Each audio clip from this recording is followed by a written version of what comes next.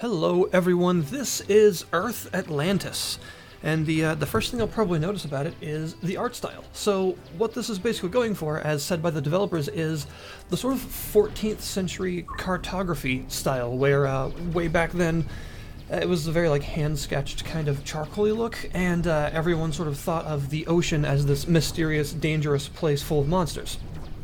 And that's, exactly what this is meant to evoke. It's actually set in a sort of post-apocalyptic Earth where the oceans have swallowed up the planet, and you are exploring down below, defeating all of these beasts. And basically every sort of enemy and boss and everything in the game has a very clear biomechanical look to it, like this giant octopus in the background here, which is clearly made of metal plates put together. And that is a pretty neat, it's almost sort of steampunk-esque in its presentation, I would say. And of course, when you combine that sort of art style with the idea of the sort of age of ocean exploration, things like that, you get a pretty neat little feel. So this game is actually a 2D side-scrolling shmup. It's a shoot-'em-up that is based around bosses. There are incidental enemies and everything between the bosses, but the main point of the game is actually to make it from boss fight to boss fight and hunt, effectively, the large, crazy ocean beasts. And as it turns out, it actually does that pretty well. The bosses are really varied. There are lots and lots of different appearances for them, but not only that, even some of the bosses that actually sort of reuse models have completely different attack patterns and different styles of actually fighting them, so that, even if you, say for instance, there's one section where you go between these three very crab-looking monsters, like this one right here, they all pretty much look the same and have the same sort of weak point placement, but their attack patterns, the way that they're meant to be fought, and the arenas that you fight them in actually vary pretty dramatically, so it doesn't feel like a rehash of the same fight at all, just that they're using the same base sort of monster model. The world itself is pretty cool looking. As you can see, there's a big sunken Statue of Liberty in the background there that looks kind of angry at something, and the whole world has this very, sunken city appearance with underground cathedrals and some other neat little places like that. You start out with just one ship, one very basic ship that has a forward-firing weapon, very simple in terms of your average shmup arsenal, just usually the one that you would start with. In this case, that's exactly what it is. And there are various power-up sort of bubbles that you can find. I guess they really are actually bubbles since you're underwater. And they will increase your firepower by, multiplying the number of projectiles you fire, as well as adding a backwards firing wave as well, which is very useful because the overall arenas and exploration in this game is very open, so you're going to be going through a lot of corridors and large chasms and things, so enemies can spawn either side of you, so being able to fire in both directions is important. There are 3 other ships that you can unlock, each with their own different projectiles and projectile patterns, and you actually have to unlock those by finding them in the world as pirate ships and then defeating them, and they're quite dangerous. I'm not entirely sure how they spawn, to be honest. They seem to spawn kind of whenever and wherever they want, because I found one in particular while exploring just after I'd faced a boss, so I had very low health and I definitely was not ready to fight this thing for the first time, and it totally destroyed me. I then went back to that place and it was gone, and eventually I found it again completely across the entire map somewhere else. So I'm guessing there's just sort of maybe after you've defeated a certain number of bosses they can potentially spawn, and you just have to wait until you find them. Other than that, I can't really say for sure how you get them, but once you defeat one, you can actually use it as a ship as well, and they'll have different statistics as well, different top speeds, and the way that their armor actually absorbs hits can vary.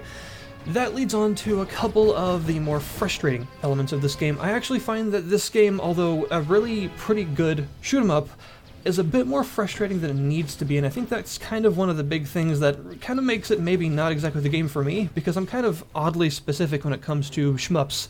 I enjoy, for instance, a lot of the cave shooters and the Toho games a lot, but that kind of is there's a really specific recipe for how a shmup is put together, and I find that this game kind of deviates from the things that I like a little bit too much, but for some people, it may be something that they very much enjoy. So, for one, you may notice that you always face in a specific direction, no matter what direction you're actually moving. You can strafe up and down and backwards while you're still facing forwards, and that's completely standard in a shoot-'em-up. However, the overall exploration is not standard. The fact that you have an open world and all these tunnels and things to explore, that's very different from how your normal shmup works, which is in a completely linear stage-based sort of way, which makes this have its own sort of unique feel.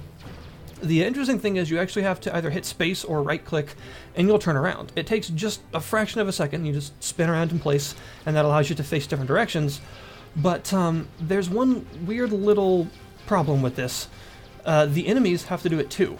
Most of the bosses will have to turn around to keep facing you and actually hitting you, but when enemies turn around, they have a period of invincibility, where they basically, they fade into the background for a second because it's like a 2.5D sort of perspective, and they will not be able to be hit by you for about a second or so, sometimes less depending on the size of the enemy. You, however, do not get that same period of invincibility. If you turn in place, you have to do all the same things that enemies do. You have to stop firing and stop moving for a second, but you do not gain this sort of dodge-like invincibility, which is kind of a shame. It seems like that could be a really good mechanic for like a dodge in the game that otherwise has no dodge or movement capabilities. I think if you're making some sort of like an open shmup like this instead of a very basic stage-based one, that the ability to dodge around is actually kind of important, because the various corridors and places you'll find yourself are very different shapes and sizes, so a dash or a blink or a dodge or something is actually very useful in games like this, and there isn't one, which is kind of strange, especially because it feels like there is, since the enemies can do it, but you can't. Another little problem is something that you'll see in this boss fight in particular. Sometimes the enemy weak points don't seem to register hits all that well. Especially with this ship, I've noticed. This particular boss has a weak point only accessible when it's opened up. It's basically like a mechanical nautilus. It looks pretty cool. And those big tentacly bits are its weak point. You have to wait until it exposes them to actually fire at them.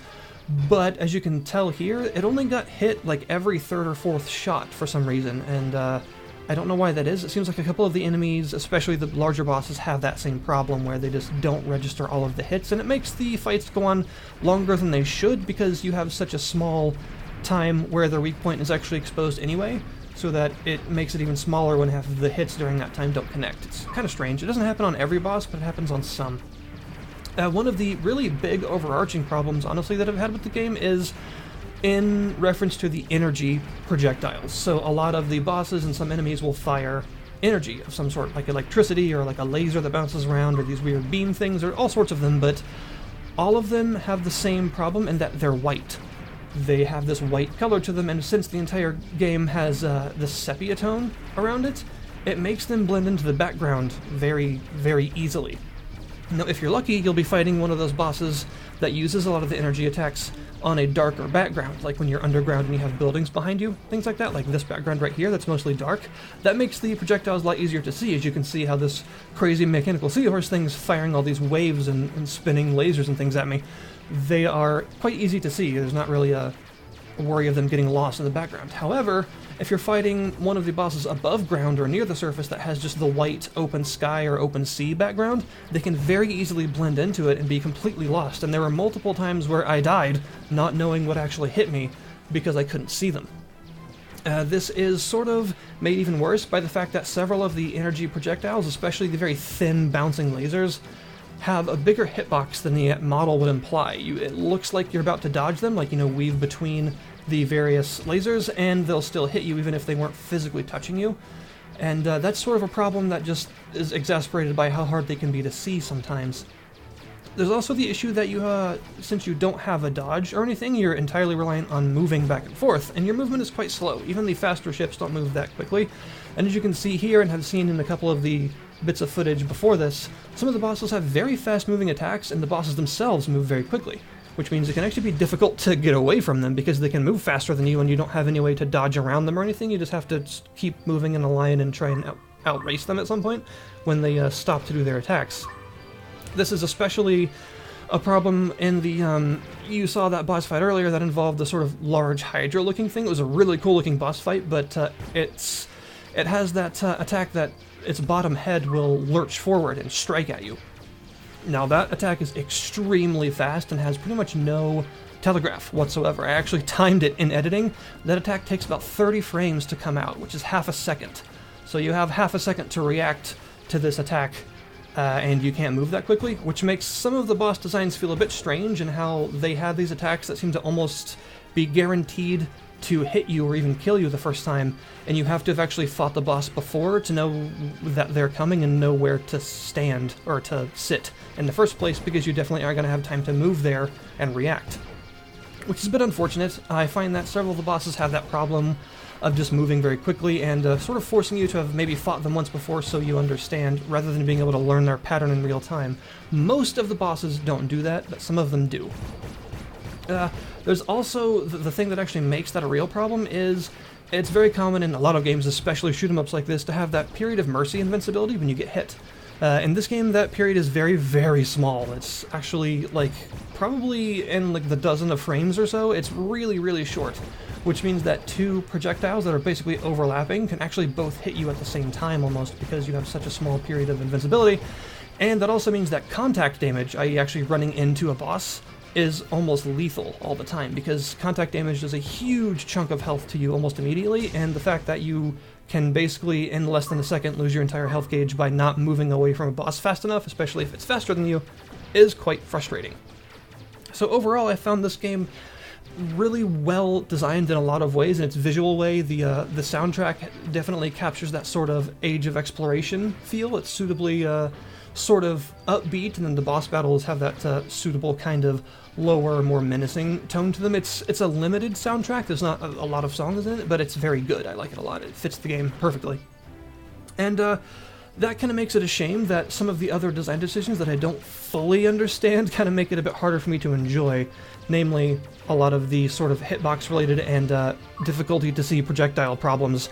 There's also the fact that I kind of wish it was almost like a standard stage-based shmup, because the open world design of it means you're backtracking over and over and over again through areas that you've already been before to fight more bosses. They'll spawn in the same arenas as other bosses spawned in earlier and things like that. You just have this sort of seemingly random, I'm sure it's not actually random, but seemingly random order in which you fight the bosses, which causes you to go to the various ends of the world repeatedly in different ways. And the navigation can be quite difficult because the world is somewhat maze-like, and the map that you have in the upper left corner doesn't display terrain.